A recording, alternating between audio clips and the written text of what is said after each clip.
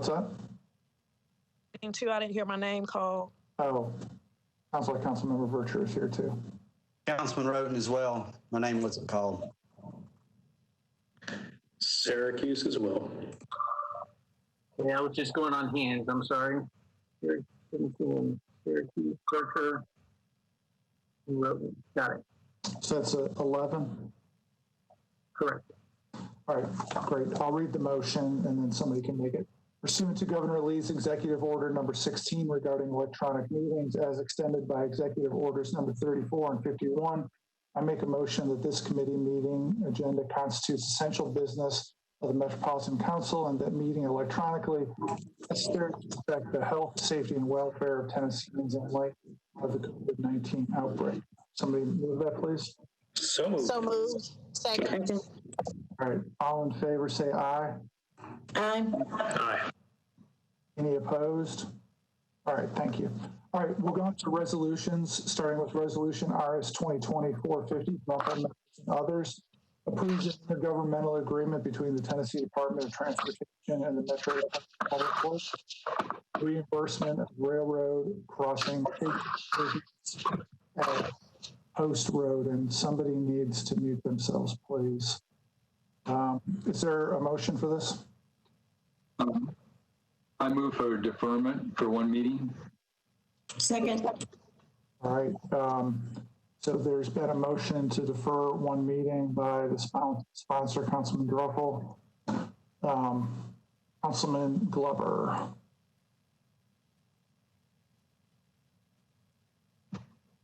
Oh, all right. Gotcha. All right. Seeing no discussion, there's a motion to defer one meeting. All in favor, say aye. Aye. Aye. Any opposed? All right. We recommend deferral for one meeting. Next is Resolution RS 2020-459, sponsor Mendez, appropriates $1,244,000 from the general fund of the General Services District to various nonprofit organizations selected to receive grant funds for COVID-19 pandemic response related purposes. There's a substitute on this one if somebody would like to move the substitute. So moved. Second.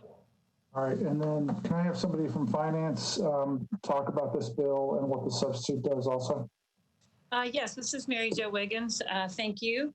The substitute is actually to correct the source of funding. As you read, it said from the general fund, but these funds are actually coming from the COVID-19 pandemic fund, which was set up with the funds received from the CARES Act.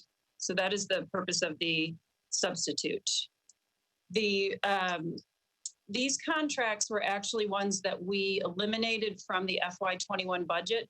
So historically, there have been direct appropriations, and some of those direct appropriations remained in the budget at reduced amounts.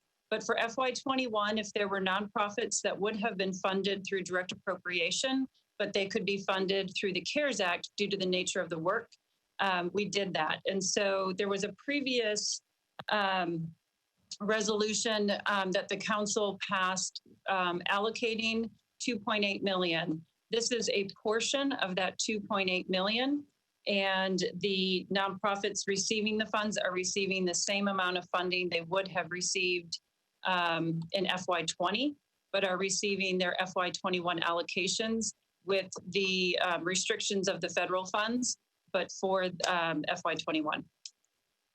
All right, thank you very much. Councilmember Allen. Thank you, Mr. Chair.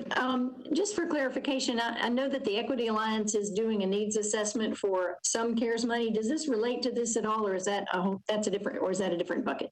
It is, well, it's the same source in the bucket being the 121 million, but these were actually not part of any nonprofit funding that will be made available to the general nonprofit community. These were actually a source of funding what would have been in the FY21 budget. So there were some non-health and human service nonprofits such as Chambers and like Incubation Center and a few other TSU, some non-health and human services that were funded in direct appropriations in the FY21 budget. These are the ones that historically had been there, but because we could free up some of the budget and use the federal funds, we had communicated that. We had previously allocated the funding to be made available to that, and now we're actually entering into the contracts with these nonprofits. Great. I appreciate the creative solution. Thank you. Mm-hmm. Next is Councilmember Sledge. Be marked as abstaining on the substitute and on the vote. Got it. Councilmember Vercher. Thank you, Chair. Need clarity. So are we able to use the COVID dollar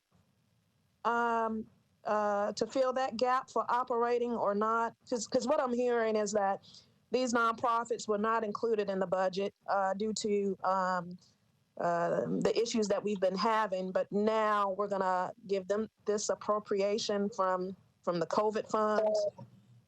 Am I hearing that clearly?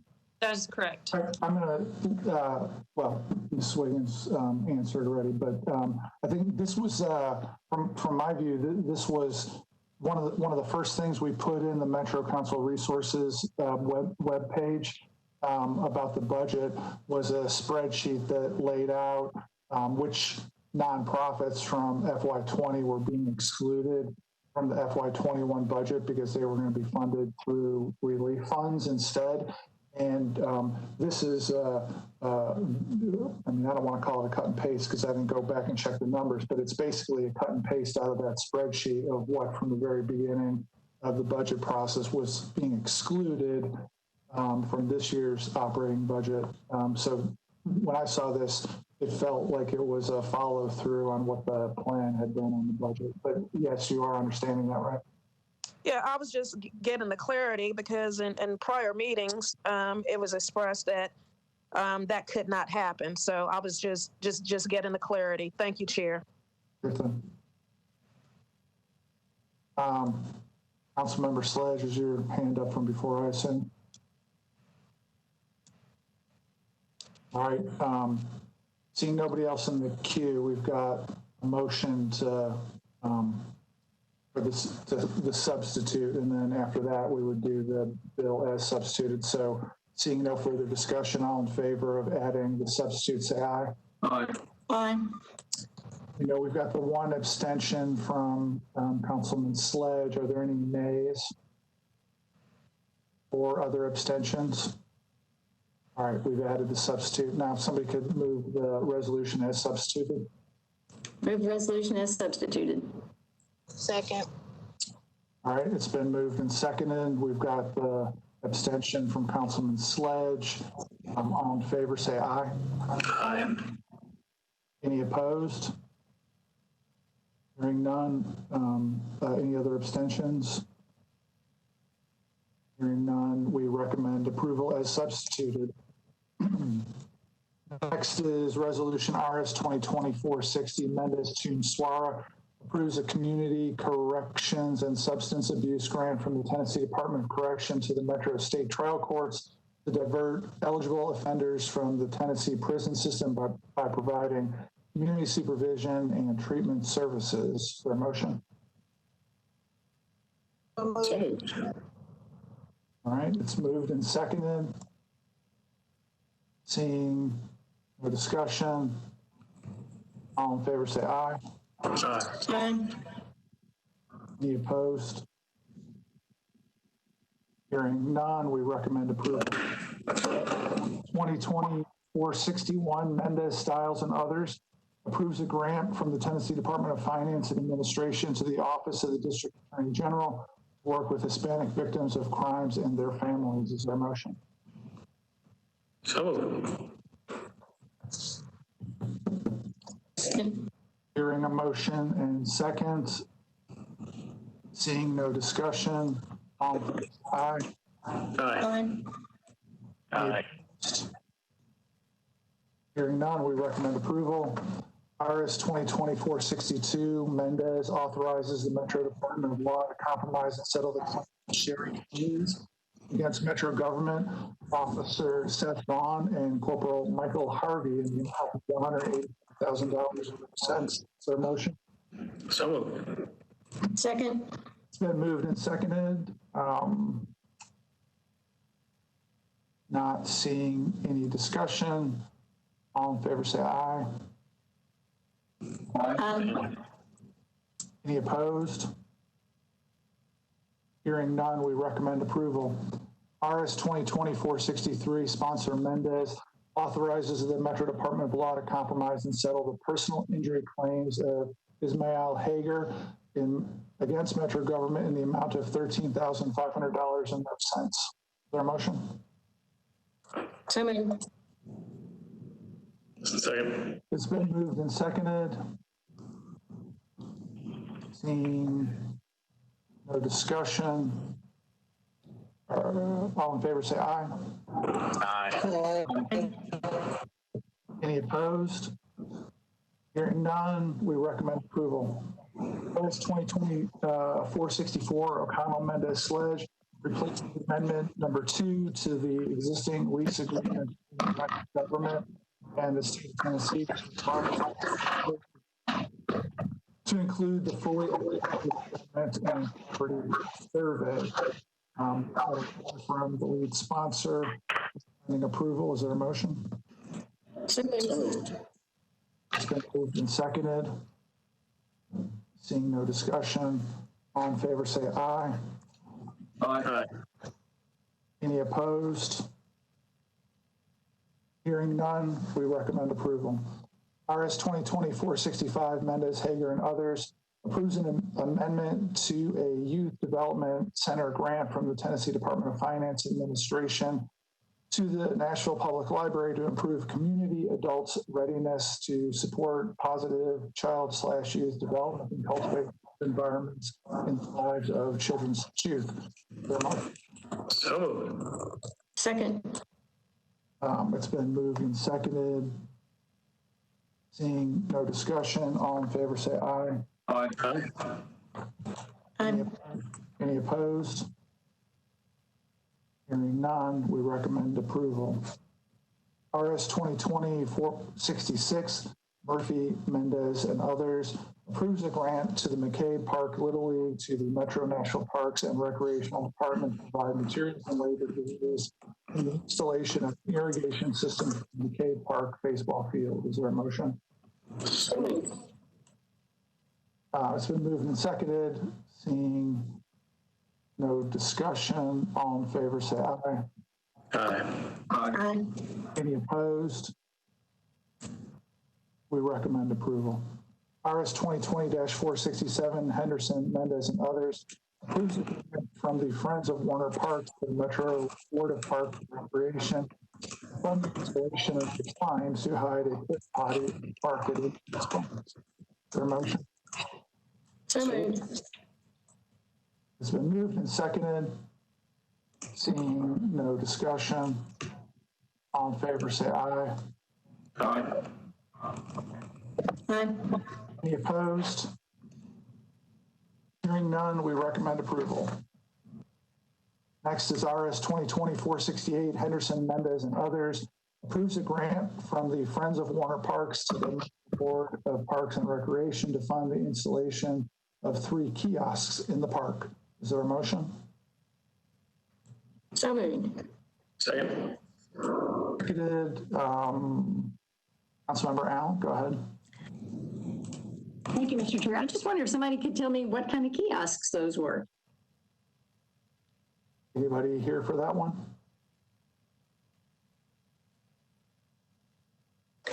Council Lady Allen, this is Councilwoman Henderson. The Warner Parks are in District 34, and I'm on that bill. I apologize that I don't know, but I can find out for you before Parks Committee tomorrow. That would be great. Thank you. It's a good question. I was wondering that myself. All right. We'll. This is Shanita. Oh, sorry. This is Shanita White from the park. It's our understanding that these kiosks replace the kiosks that are currently there that are old and dilapidated. So whatever's already there in the park, they're just replacing. So if you're familiar with the park and know the area, so it would just be a replacement. But I guess, like she said, we can find out further information as to exactly what they look like or what they are. That would be good. It's a big park. I'm not sure I can envision the kiosks that are there now. Yeah, I do appreciate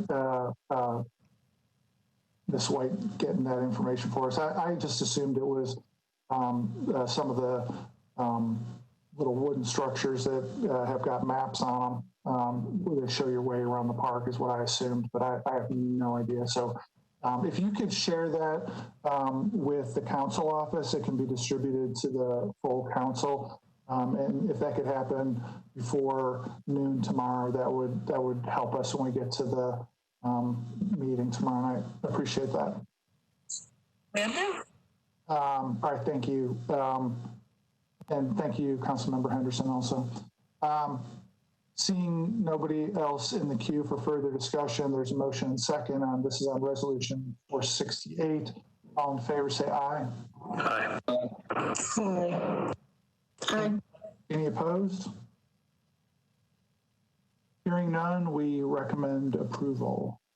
All right, next one, Resolution RS 2020-471, Welsh, Johnston, and others, approves an amendment to an intergovernmental agreement between the Tennessee Department of Transportation and the Metro Department of Public Works for intersection improvements on Nolensville Pike from McNally Drive to Natchez Court. We have a letter from the lead sponsor, Councilman Welsh. Is there a motion? So It's been moved and seconded. Seeing no discussion, all in favor say aye.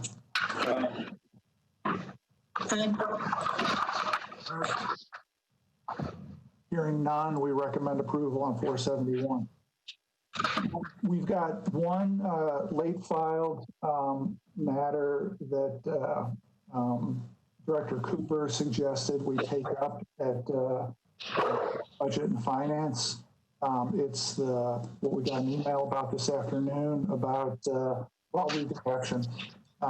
Resolution RS number RS 2020 blank, a resolution proposing initial recommendations by the COVID-19 Financial Oversight Committee to the Mayor, Director of Finance, and the for distribution of $10 million in CARES Act funds from the COVID-19 Pandemic Fund number 30009, provide rent and mortgage payments and utility payments for Davidson County residents affected by COVID-19 to be administered by United Way of Greater Nashville using the Our Fair Share Nashville preliminary report submitted by the Equity Alliance and commissioned by the Mayor's office.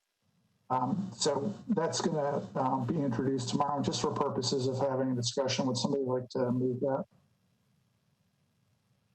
So moved.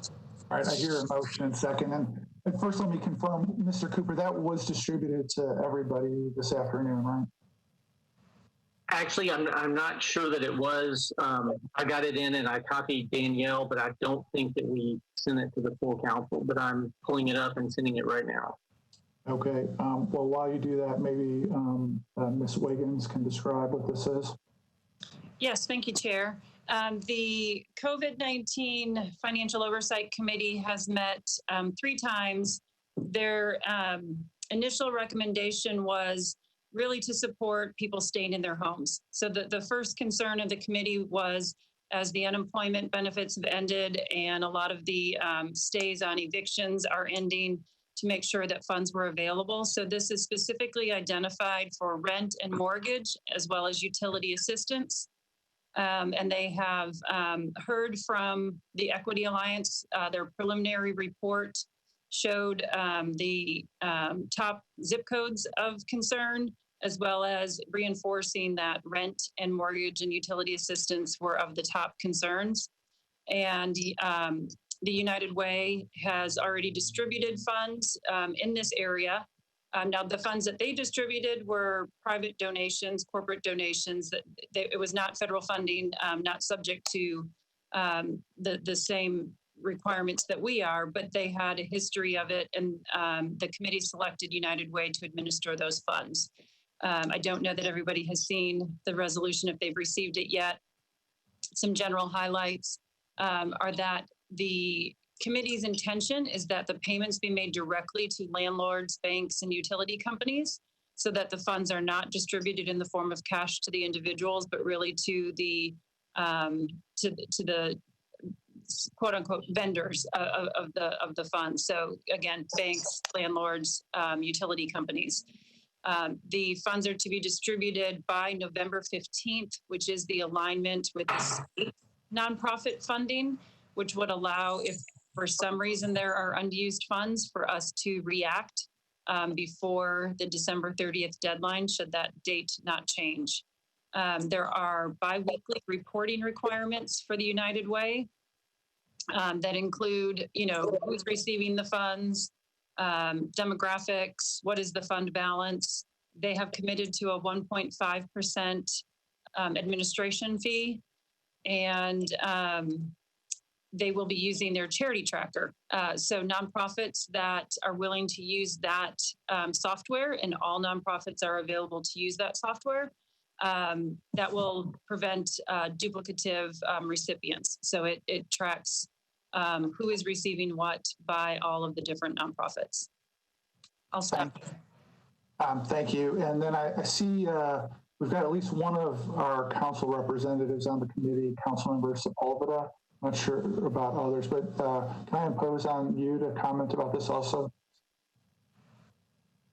Yes, thank you, Chair. I think Councilwoman Gamble's also on here.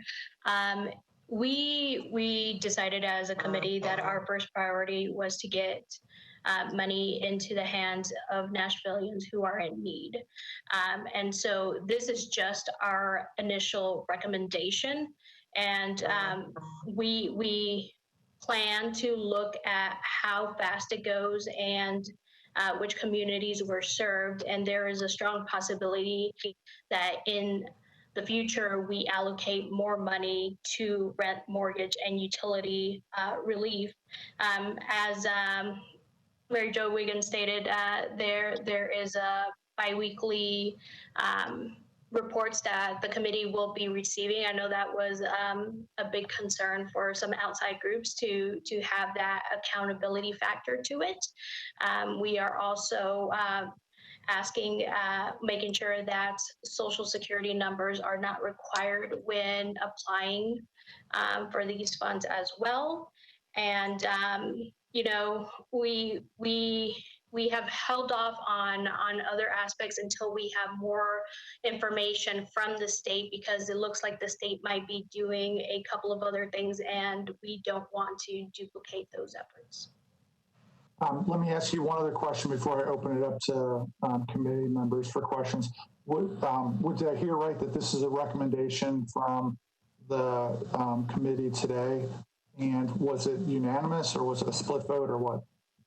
It was a recommendation from the committee to date. It was unanimous. All right, thanks. I'm going to take council members in the order that I saw your hands. I've got Glover, Druffel, Vercher, then Porterfield. So we'll start with you, Councilman Glover. Thank you, Chair. So I heard a moment ago, I think, where they said zip codes. So if you happen to not live in a zip code, does that mean you don't have a chance of getting any assistance on this? And I'm also curious, if we're trying not to duplicate, then if we're not utilizing Social Security numbers, how are we exactly identifying these folks? So it's really two questions. Number one, zip code, and then number two, how do we make sure we don't duplicate? Thank you, Chair. Yes, so go ahead. Sorry.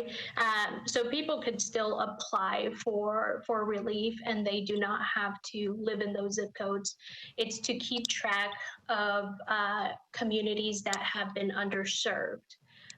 That does not mean it is closed for everyone outside of those areas. As far as using Social Security number, It was not a requirement that United Way had before. Some of the nonprofits did decide to put that on their application process, but it was not a requirement. So there are other forms of tracking to make sure that efforts aren't being duplicated. They are also, all of the nonprofits will also be reporting using, what's it called? The tracker. All of the nonprofits who apply and who are awarded must use this one tracker that United Way has. I forget the name of it. So the charity tracker software. Yes, and so it will also be tracked there.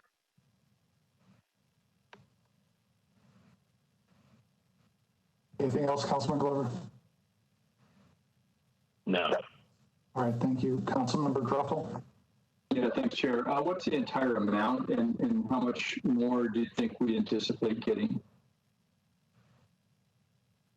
Ms. Wiggins? The total amount of this resolution is 10 million. As far as much as Councilmember Sepulveda said, there are other areas that the committee wants to also look at, food, small business, some of the other requests. So there is not a there's not a prescribed additional amount at this point for the rent and utilities mortgage assistance. They wanted to track and see how many families were served and how many are still in need after this 10 million. Is there a guess about how many families could be served from 10 million?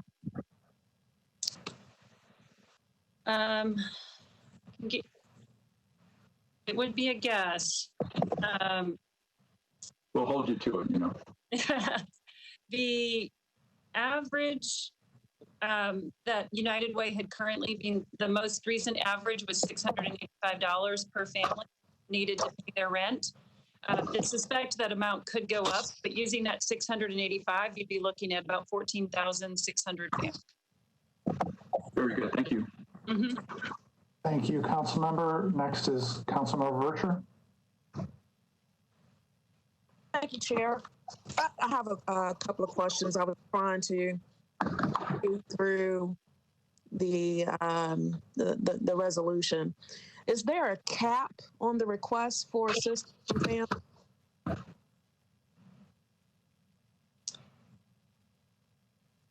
Ms. Wiggins? According to the conversation with United Way today, there was not a cap. They were not opposed to the idea that a family might need more than 1 month. So they did not put a dollar cap or a number of months.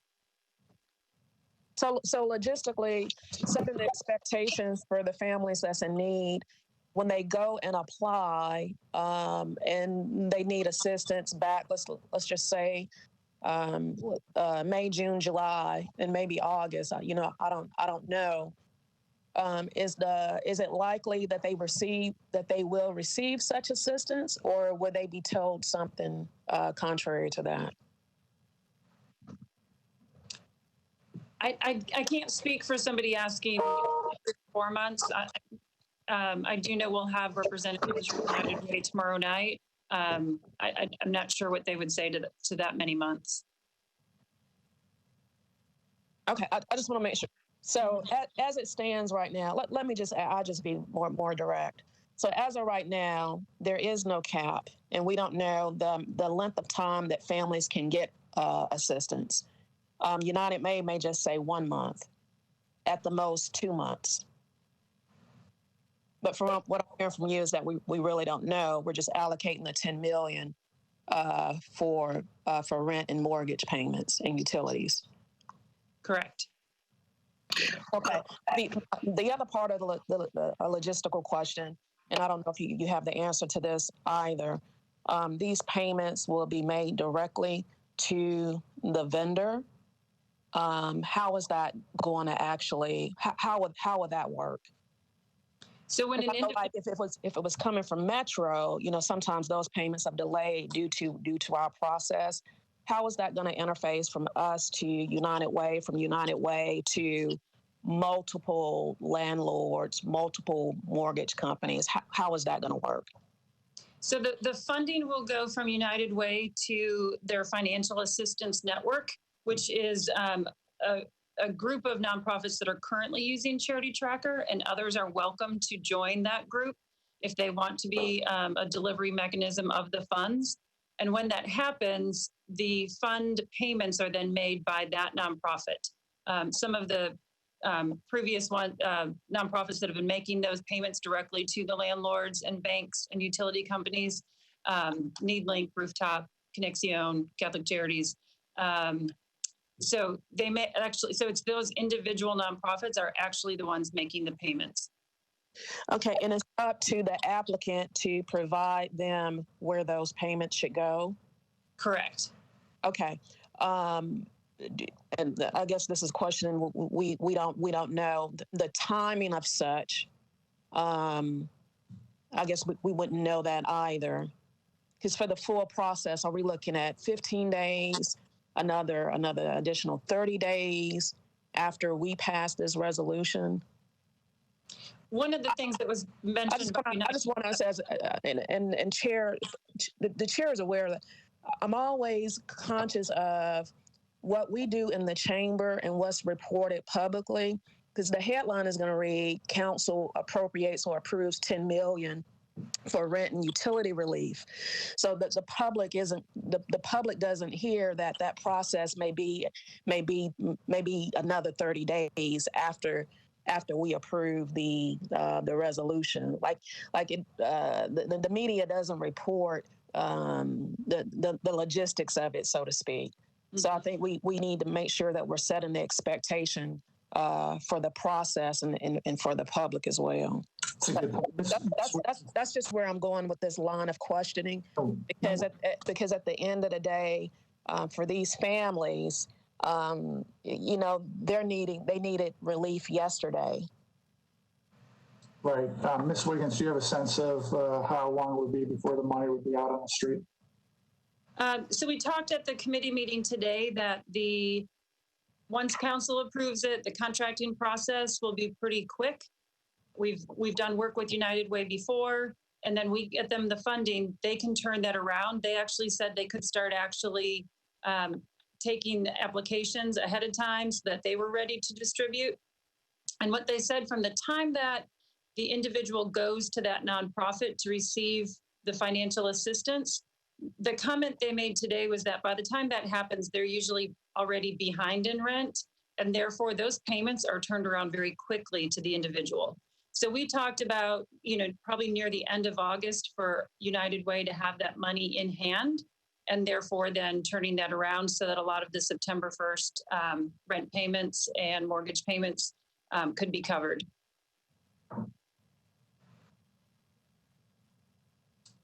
Anything else, Councilmember Vercher? No, Chair.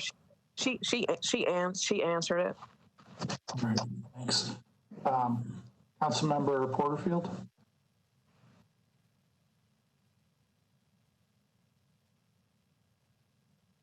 Councilmember, you there? Sorry, Chair, I couldn't get off of mute. Thank you so much. And thank you, Councilwoman Vercher, for those great questions. I just wanted to thank the CARES Act Committee. I know many of us have been very vocal about getting money back into the hands of the people of Nashville and the people that were hurting the most and have been impacted financially by coronavirus. So thank you guys so much for prioritizing some of our most vulnerable residents who need this assistance. Thank you. Any questions or that it? Sounds like that's it. All right, I've got Councilmember Gamble. I've seen your hand go up and down a couple times. Do you want to? Thank you, Chair. I just wanted to add, while the discussion was going on, there was one point I wanted to make. There was a question about the a cap on how much money and how many months. And while there wasn't a cap discussed, there is an application process, and tenants have to qualify for the amount of money based on how long they've been out of work, how much they make, et cetera, et cetera. So it's not just issuing payments. There is a process as to who gets what, and that will be followed in this process. So I just want to add that. Thank you. Thank you, Councilman. And then Councilman Glover, I've seen your hand up and down a couple times. You'd be the last person up. You want to take a shot at it, or are you good?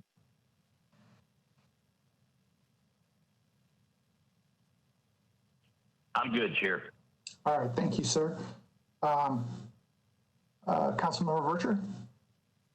Thank you so much, Chair. And Chair, if I can, just thank Councilwoman Gamble for that additional clarity. So for the viewing audience, these funds are available for those that qualify through the application process. So I just want to make sure that we're clear on that not everyone will receive these funds, only those that qualify, regardless of the hardship. Thank you, Chair.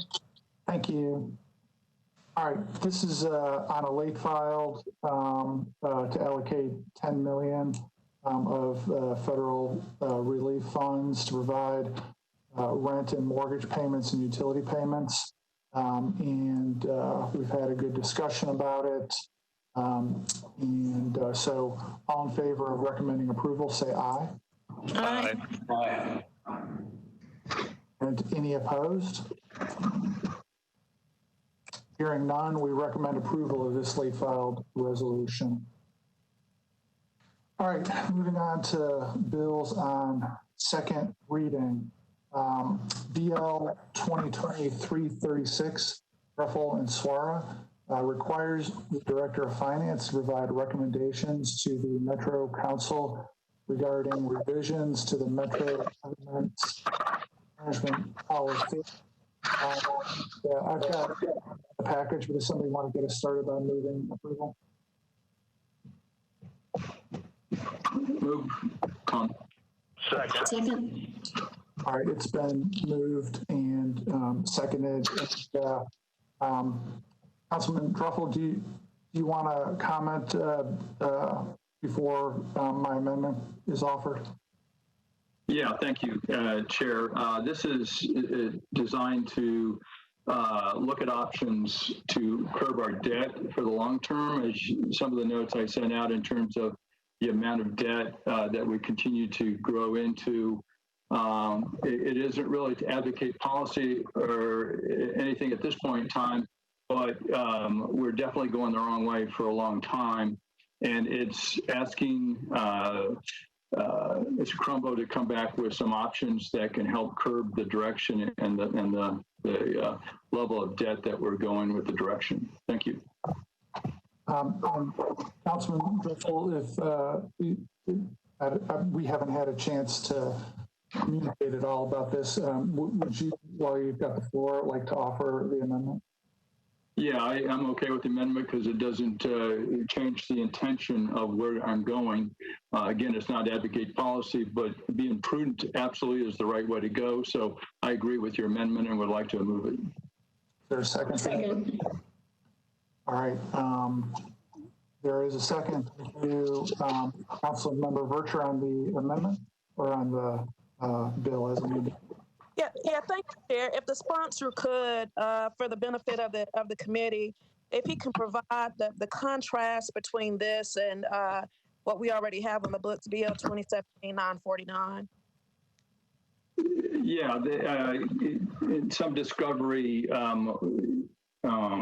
I guess, first of all, I'm looking at options. Right now, we have no metrics necessarily that we use to measure the amount of debt we go into. So if you were to take a look at similar cities, Mecklenburg County and Charlotte, different counties and metro areas, they have different measurements, not necessarily, some do have hard caps by all means, where they say you cannot go, let's say, above 15% debt payments of your operating budget. Again, this is not the intention. It's the intention is to have some level of metrics or options to minimize the growth of debt, given it from our finance director, to give us ideas of where do we stop? We're approaching 14% in debt. You take some of the financial projections, we get to 16 to 18% debt to our operating budget in a few years.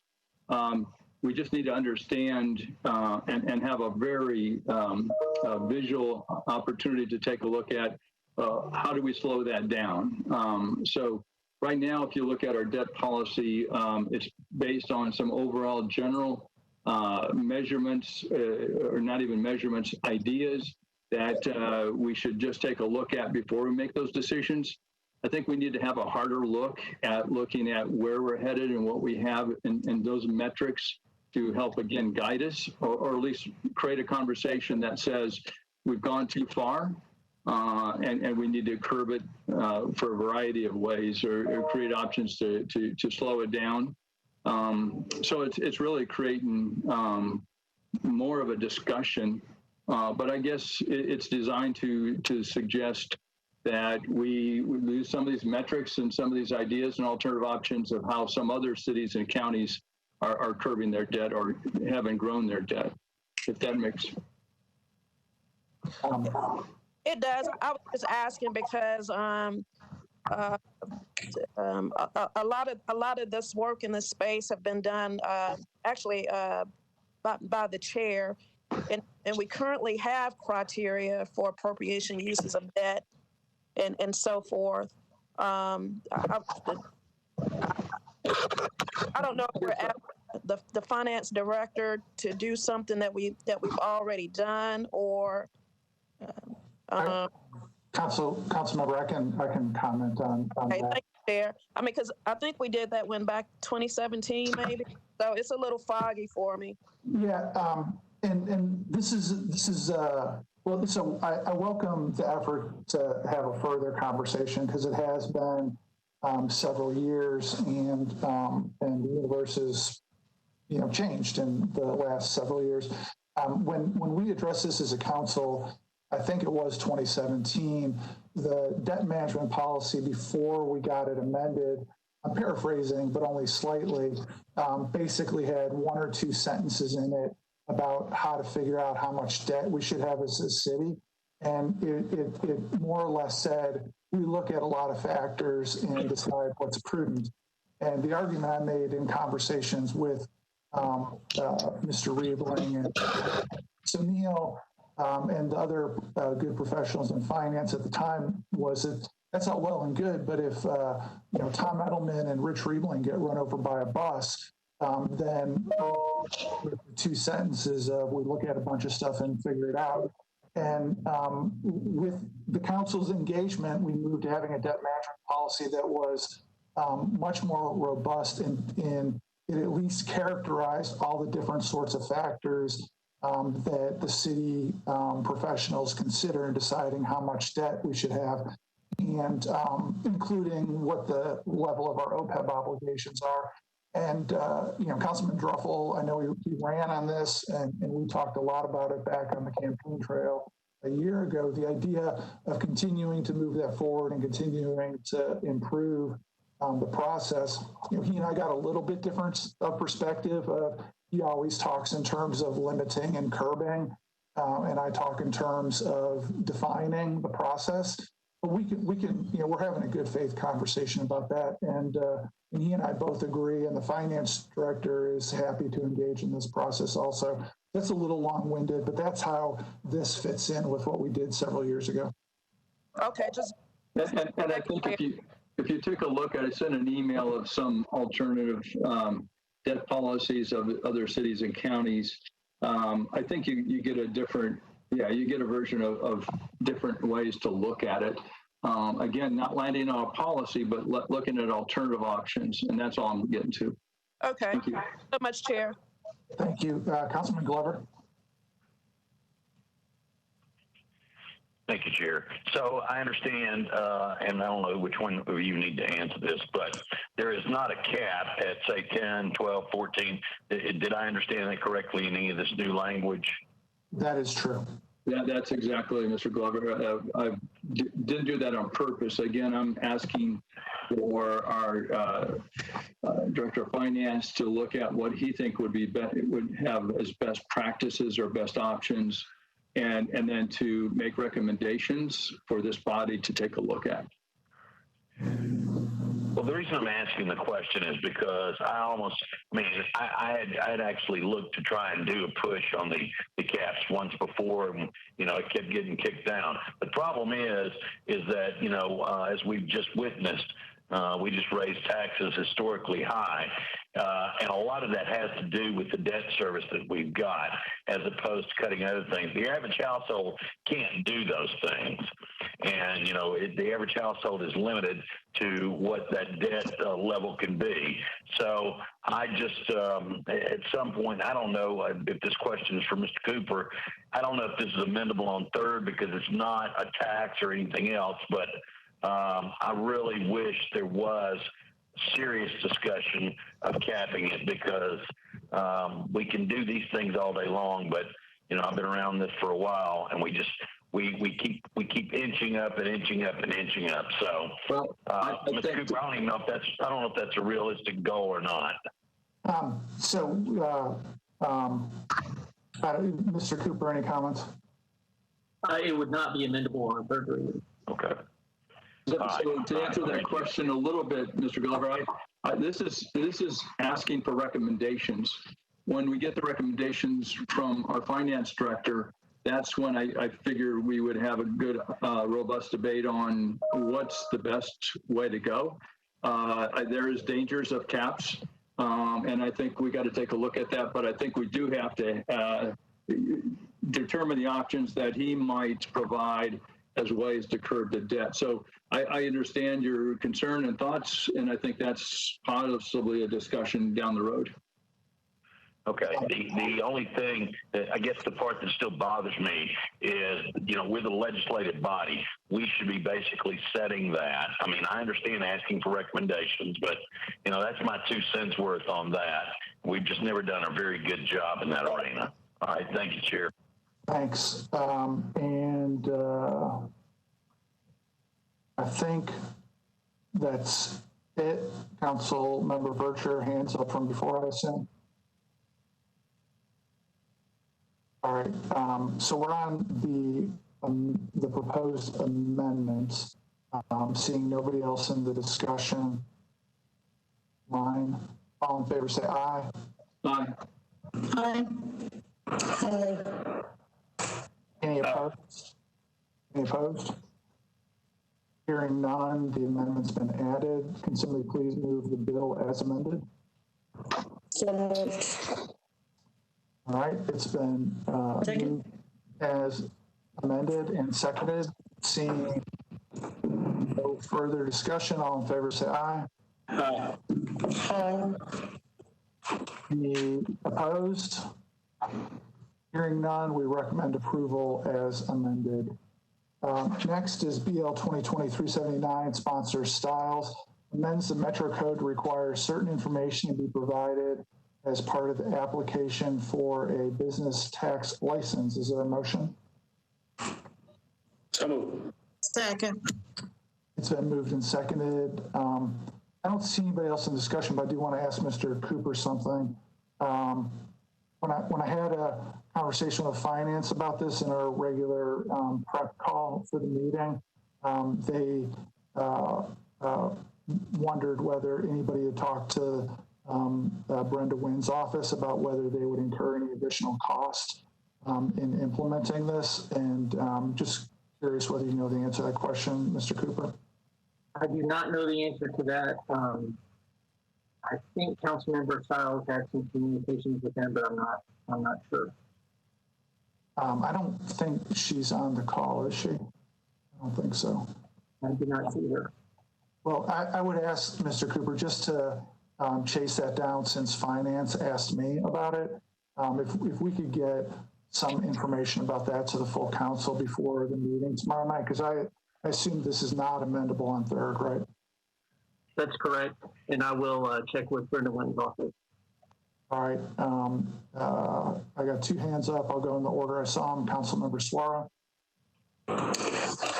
Thank you, Chair. I don't have the answer to the question, but I signed up as a co-sponsor and just wanted to let everyone know that the basic information that the bill is asking for is things like email and phone number. And I think that it doesn't make sense right now that we have people applying for licenses, but we don't have any information on how to contact them. And I think providing basic phone numbers and email addresses, I don't think that should require any additional work or costs, but we'll find out about the cost later. But it just makes sense that we should be able to know who's doing business in town and to be able to have the correct contact information. Thanks. I mean, the reason I'm pursuing the question is because I've back when I was on NES's board and now in the council, it always never ceases to surprise me when adding one extra field somehow makes a computer system fall apart. So I think it's worth figuring out that they can actually do it. But thank you. Councilman Glover? So I didn't hear, was there a letter to approve this? Oh, that's... Then we have to defer by rules. Yeah, Mr. Cooper. Councilmember Suarez said that she was a co-sponsor. I'm a co-sponsor. Oh, okay. Well, then it just said style here. Yeah, I guess they haven't, they didn't get it in before they did the agenda. Okay, well, that's fine. I didn't see it, and I didn't hear anything about the letter. Okay, all right, very good. Good question. Councilmember Vercher? Thank you, Chair. If Attorney Cooper can answer this, are we able to limit because I think the last line in the analysis says that they cannot use a post office box for the physical mailing address? That's correct. That's what the bill provides. Okay, so I guess we're okay in that regard. Well, the state law says that the county clerk's office can have applicants provide any other information that is deemed reasonably necessary. And so what the council would be doing if the council approves this bill is saying that having some kind of physical address is reasonably necessary. Okay, and I hate to muddy it, Attorney Cooper. Does that statute apply to codes too? I know this is just for business tax applications. Got you. Thank you, Attorney Cooper. Thank you, Chair. Thanks, Council Member. Assuming everybody's hands up is just left over. Chair? Yes, ma'am. Go ahead. I just wanted to add that the request for not using PO Box mirrors the state in registering businesses. A physical address is required. You can have a PO Box as a mailing address, but at least to be able to know where the business is located is the requirement for the physical address. Thank you, Council Member.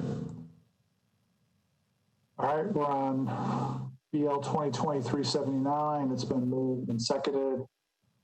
Nobody else is in the queue. Say aye. Aye. Aye. Aye. Any opposed? No. All right, we've got one no vote from Councilmember Glover. Anybody else? Anybody abstaining on it? All right, we recommend approval. BL 2020-381, Mendez, Henderson, Toombs authorizes the Metro Department of Water and Sewage Services to enter into an agreement with Great Tennessee Land Co. For the operation and maintenance of a public pressure sewer extension and acceptance of associated easements for development of the Darcy subdivision in Williamson County. Is there a motion? So moved. It's been moved and seconded. And then there was some discussion at Public Works. I think it was about this. If I can impose upon Councilmember Henderson to talk about the topic that you said you were going to leave for the finance to consider? Thank you, Chair Mendez. And I might, in fact, in turn defer to Council Lady Allen because she did have the particular questions. It was sent to her, and then I forwarded it to you and Vice Chair Toombs just for your reference. But basically, what we were asking on the operational side, this passed out of Public Works Committee. There is a financial agreement, and I think the concern, not necessarily concern, the question was, if this is a one-time thing, what does that mean from a maintenance perspective? So I can get that spreadsheet open, but in the meantime, if Council Lady Allen has already referred to it, she might be able to speak to it better than I. We've just received it in the last, 10 to 15 minutes. So, yeah, thank you both for that opportunity. I requested more details, and they have responded to that request as well, but I have not had a chance to study it further. So I am still looking my way through the more detailed information that came after that.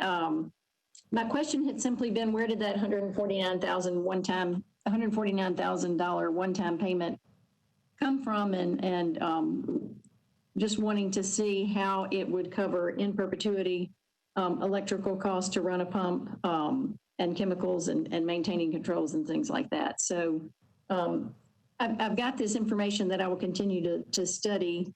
And we'll send more questions back to Mr. Newmeyer if I have further questions on it. I appreciate them providing the information. As our resident engineer, this is up my alley.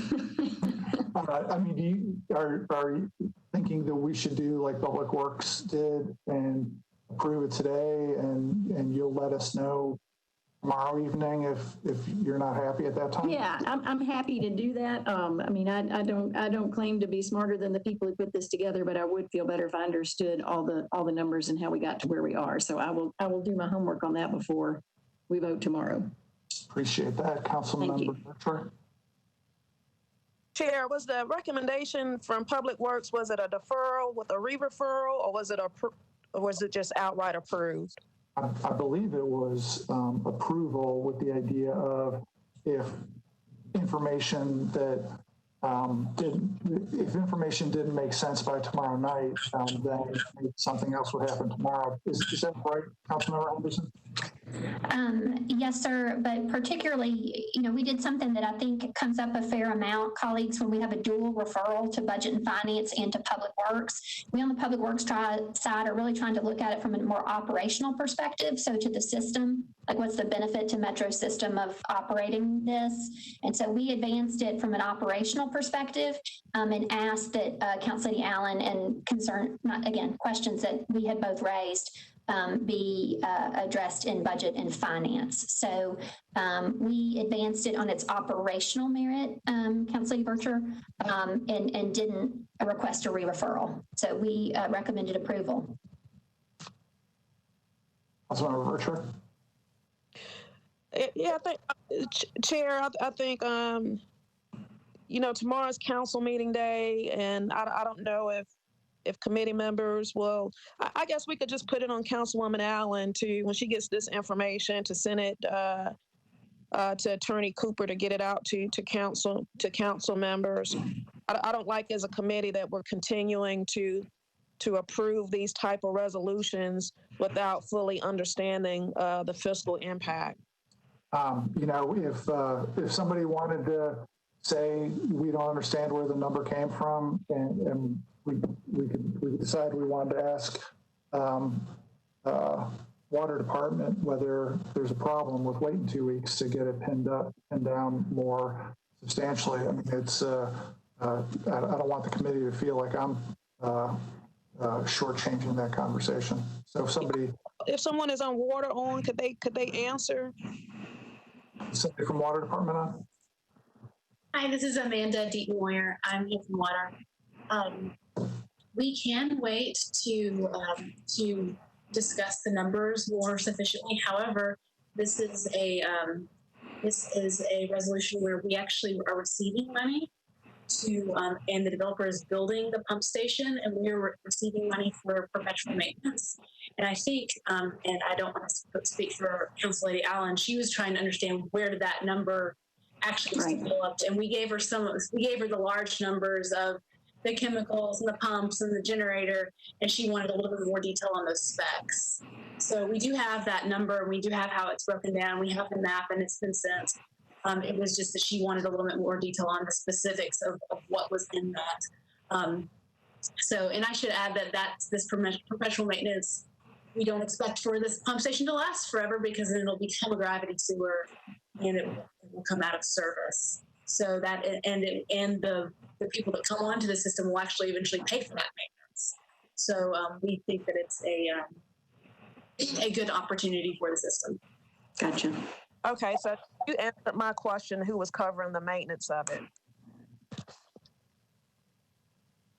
Say that again, Council Lady. Address the maintenance issue.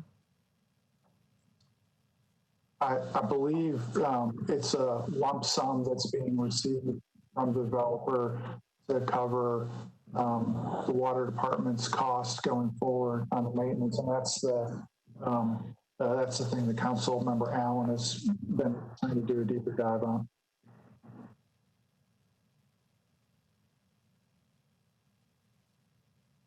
Councilmember Allen? Thank you, Mr. Chair. I would just say, I think we have the opportunity tomorrow, if we are still not understanding where that number comes from at that point, to re-refer to Budget and Finance, and I would be happy to make that motion tomorrow to re-refer back to the Budget and Finance Committee before third reading, if that makes Councilmember Vercher more comfortable. All right.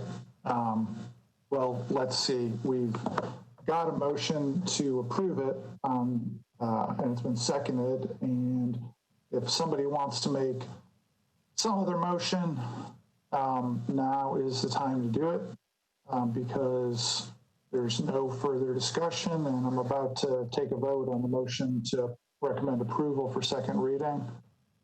Seeing nobody else looking for further discussion or making a different motion, will all in favor of recommending approval on second reading say aye. Aye. Aye. Aye. Any opposed? Hearing none, we recommend approval on second reading. Last item on our agenda is BL 2020-382, O'Connell, Mendez, and others.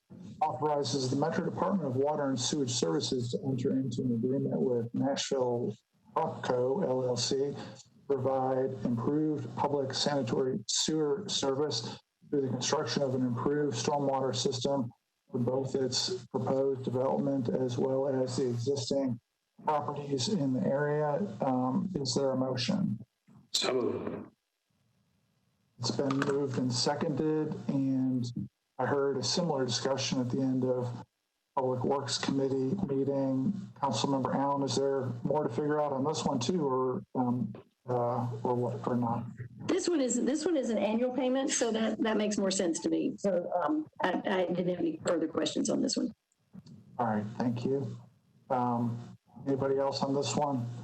I'm not seeing anybody in the queue. We've got a motion to approve 382. All in favor say aye. Aye.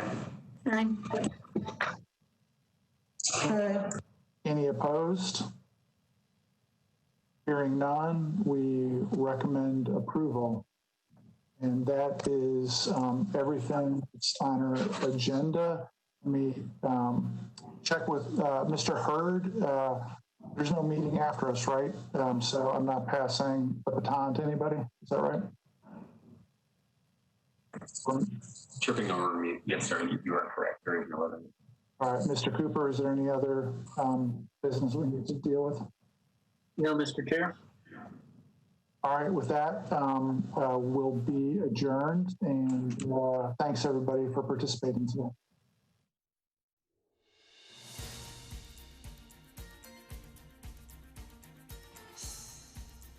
This has been a service of the Metro Nashville Network. If you would like to see this presentation again, or for more information about this and other programs, visit nashville.org.